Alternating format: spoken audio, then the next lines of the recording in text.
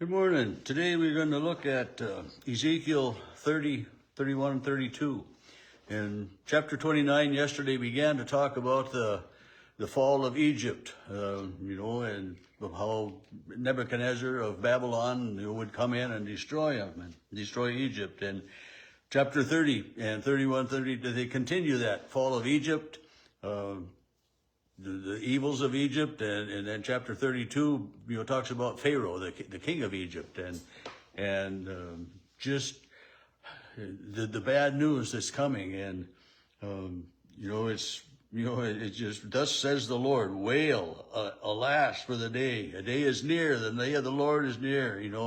The doom of nations, and it's just, I get tired of reading this stuff. I wonder how Ezekiel felt having to continually speak these words, and hear these words from the Lord.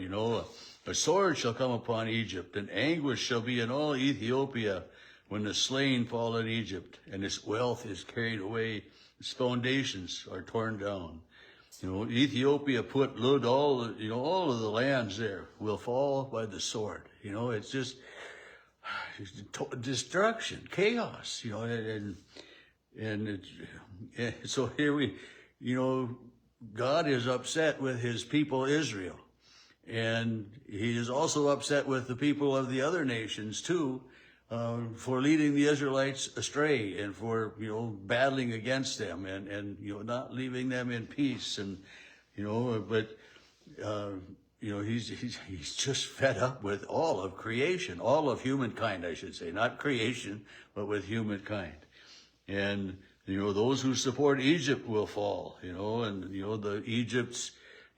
lands that Egypt is ruling over and gives support to Egypt, they will all be destroyed. Verse 8, they will know that I am the Lord when I have set fire to Egypt, and all who help it are broken.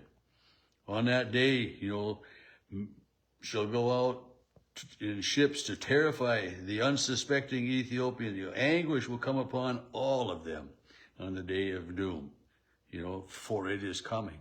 It isn't, an if or a maybe, for it is coming. It's going to happen. And I will put an end to the hordes of Egypt by the hand of King Nebuchadnezzar of Babylon, he and his people with him, the most terrible of nations. Think about that. God describes Babylon and King Nebuchadnezzar as the most terrible of all nations, shall be brought in to destroy the land, and the most despicable people will come and they will destroy you and rule over you and cause chaos. I will bring desolation upon the land and everything in it by the hand of foreigners. Thus says the Lord, I will destroy the idols. I will put an end to the images in Memphis. And Memphis was one of the capitals, or one of the main cities of Egypt. There will no longer be a prince in the land of Egypt. I will make all of the Pathos a destination. I set fire to Zoan. All of these different towns and communities are going to be destroyed. I will set fire to Egypt. Pelusium will be in great agony. Thebes will be breached. Memphis, and so it doesn't eliminate any cities. It's not just one area, but the entirety of Egypt will be taken down, and the cities itself will go into captivity. I will break the dominion of Egypt, and Israel and Egypt had not had a good relationship, and it's showing up here. In verse 20, in the 11th year, in the first month, on the 7th day of the month, and yesterday we read it was the 10th year in the 10th month, and so here it's the 11th month, 7th day of the month, and then chapter 31 begins in the 11th year, in the 3rd month, on the 1st day of the month. So, just 2 months later, then chapter 31 begins with more word of the Lord coming. But, going back to verse 20, 21 of chapter 30, God says, mortal, I have broken the arm of Pharaoh.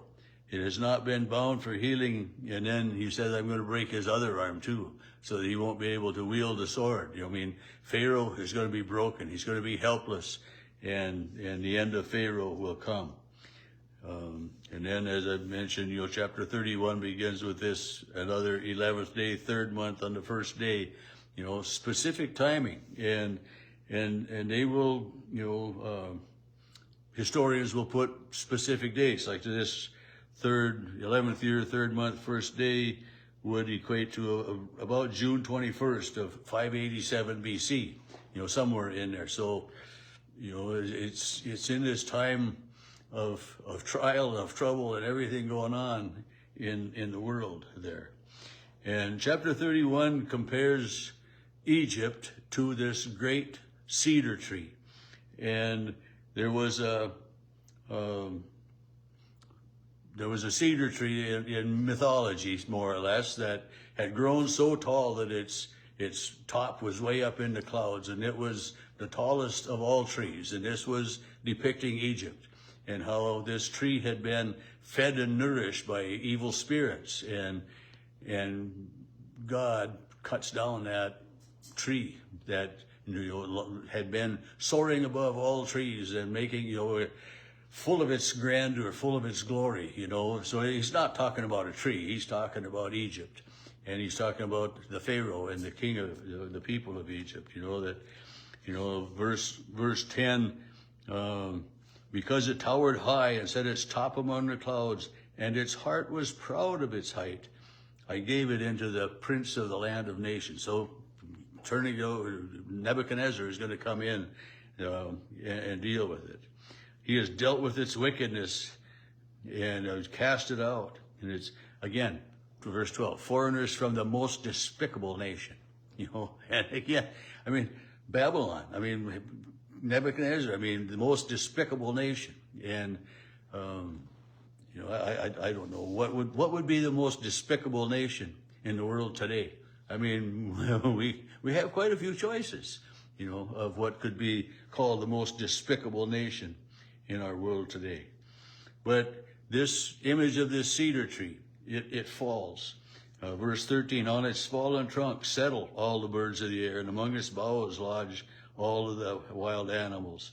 All of this is in order that no trees by the water will grow to this lofty height again. You know, but we've had other nations that have become very prominent and had, you know, there's a lot of nations that have a lot of impact, a lot of emphasis on what happens in the world, and we know those things go on. But this cedar was broken down, comparing Egypt to the fall of Egypt. And in chapter 32, in the 12th year, in the 12th month of the year. So yesterday we were in the 10th year, and chapter 30 and 31 were in the 11th year, and now we're in the 12th year. On the first day, on the 12th month, so it's the end of the 12th year that this comes. Raise a lamentation over Pharaoh, some mourning, some feeling of sorrow and agony. Consider yourself a lion, or you consider yourself a lion among nations, but you're like a dragon in the seas, then, you will be captured and you will be put away with and done. And God says in verse 3, in the assembly of many peoples, I will throw my net over you, and I will haul you up in my dragnet. I will throw you on the ground in an open field. So Pharaoh is going to be destroyed. And verse 5, I will strew your flesh on the mountains and fill your valleys with your carcasses. So it isn't just Pharaoh, but it's Pharaoh's army, the people of Egypt. And again, Egypt will be desolated. Verse 15, when I make the land of Egypt desolate, and when the land is stripped of all that fills it, I will strike down all who live in it, and then they will know that I am the Lord. It's a terrible thing that God has to resort to such horrifying acts to show that he really is, and there's so many, I just saw a deal, this little kid asking about why all the secrecy about Santa Claus, why doesn't he just show himself? And then it ends with, I have some of the same questions about God. Well, But how do we make God known? How do we help people understand that there is a God who is loving and gracious?